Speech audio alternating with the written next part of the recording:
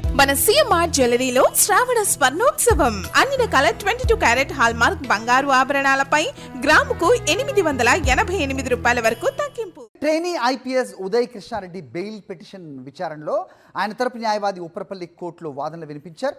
Police custody పేరుతో ఉదయ్ కృష్ణారెడ్డిని లక్ష్యంగా చేసుకున్నారని, ఆయన ఎన్కౌంటర్ చేసే ప్రమాదం కూడా ఉందని కోర్టు దృష్టికి తీసుకెళ్లారు.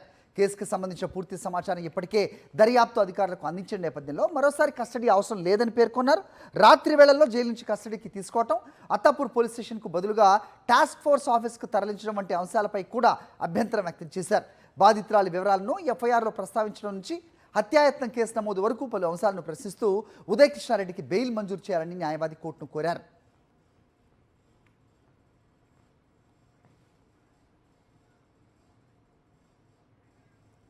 రైట్, ఉప్పరపల్లి కోర్టులో ట్రైనీ ఐపీఎస్ ఉదయ్ కృష్ణారెడ్డి తరపున వాదనలకు సంబంధించి పూర్తి డీటెయిల్స్ మా ప్రతినిధి రత్నకుమార్ ఇస్తారు. రత్నకుమార్, చెప్పండి. హరి, ట్రైనీ ఐపీఎస్ అధికారి ఉదయ్ కృష్ణారెడ్డి లైంగిక వేధింపుల కేసులో ఇవాళ బెయిల్ పిటిషన్ కు సంబంధించి అలాగే కస్టడీ పిటిషన్ పైన ఉప్పరపల్లి కోర్టు తీర్పు చెప్పనుంది. ప్రస్తుతం వాదనలు అనేవి కొనసాగుతూ ఉన్నాయి. ఈ వాదనల్లో భాగంగా కస్టడీని తీవ్రంగా అపోజ్ చేస్తూ ఖచ్చితంగా ఉదయ్ కృష్ణారెడ్డికి బెయిల్ ఇవ్వాలంటూ కూడా ఆయన తరపున న్యాయవాదులు బలంగా వాదనలు వినిపిస్తూ ఉన్నారు. ఇప్పటికే 2 రోజుల పాటు కస్టడీకి తీసుకోవడం జరిగింది పోలీసులు. మరలా కస్టడీ అనేది అవసరం లేదు, కస్టడీ పేరుతో ఉదయ్ కృష్ణారెడ్డిని ఎన్కౌంటర్ చేసేటువంటి ఆలోచన చేస్తున్నారు పోలీసులు అంటూ తమ వాదనలు వినిపించడం జరుగుతూ ఉంది.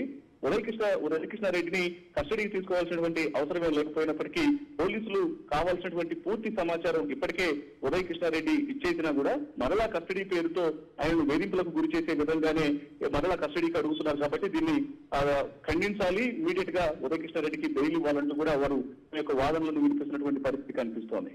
ఇక ఉదయ్ని ఇప్పటికే 2 రోజులు కస్టడీకి తీసుకున్న తర్వాత పోలీసులు రాత్రికి రాత్రే జైలుకు వెళ్లి కస్టడీ తీసుకోవాల్సినటువంటి అవసరం ఎందుకు వచ్చింది, అసలు జైలు అధికారులు రాత్రి 10 గంటల ప్రాంతంలో పోలీసులకు ఉదయ్ కృష్ణారెడ్డిని ఎలా కస్టడీకి ఇచ్చారంటూ కూడా ప్రశ్నిస్తున్నటువంటి పరిస్థితి కనిపించింది. ఇక అత్తాపూర్ పోలీస్ స్టేషన్ లో విచారణ జరపాల్సినటువంటి పోలీసులు ఉదయ్ కృష్ణారెడ్డిని సికింద్రాబాద్ లోని టాస్క్ ఫోర్స్ పోలీస్ స్టేషన్ కు తీసుకెళ్లి ఎందుకు కస్టడీ విచారణ చేశారు, టాస్క్ ఫోర్స్ ఆఫీసు ఎందుకు తీసుకొచ్చారంటూ కూడా ప్రశ్నించినట్లు తెలుస్తోంది. మరోవైపున ఇది ఏదైతే ఇటు ఉదయ్ కృష్ణారెడ్డికి సంబంధించినటువంటి మొబైల్ ఫోన్లను సీజ్ చేయడం, న్యాయస్థానానికి పూర్తిగా విరుద్ధంగా పోలీసులు ప్రవర్తించారంటూ ఉదయ్ తరపున న్యాయవాది ఇటు ఆ కోర్టులో తమ యొక్క వాదనలను వినిపిస్తూ ఉన్నారు. సెక్షన్ 72 బిఎన్ఎస్ ప్రకారం ఎఫ్ఐఆర్ లో బాధితురాలు పేరు ప్రస్తావించకూడదు, కానీ అత్యున్నత న్యాయస్థానానికి విరుద్ధంగా పోలీసులు పేరు ప్రస్తావించారంటూ తమ వాదనలను వినిపిస్తూ ఖచ్చితంగా బెయిల్ ఇవ్వాలి, కస్టడీని ఖండించాలి అంటూ కూడా తమ యొక్క వాదనలను వినిపిస్తూ ఉన్నారు. హరి, ఓకే